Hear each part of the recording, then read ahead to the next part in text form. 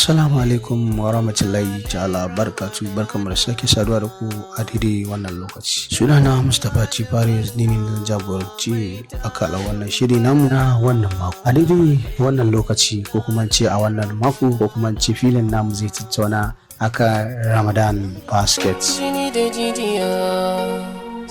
A yau za mu tattauna da gimbiya wato Ummi wacce ake mata lakani da Ummi Jaruma. Za mu tattauna ne akan yadda ake ba da Ramadan Basket. Shin mace ce ke bayarwa ko dai namiji? Wannan amsar tana gaban sauraro kuma dai tana ga Ummi Barmiji me za ta ce.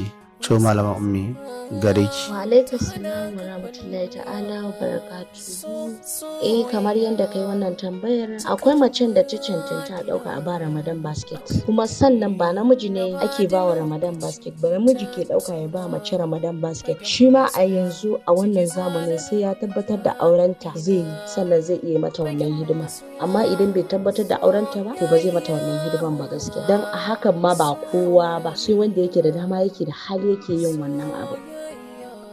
Wato idan na fahimce ki, sai mace ta kai a matsayin a aure ta sannan ake mata Ramadan Basket kenan? Wannan shine gaskiya kuma shine hakikanin gaskiya, dan ina da tabbaci akan haka. Ba kowace mace ake yi ba, sai macen da ta kai kuma aka tabbatar da aurenta za a yi sannan za a yi.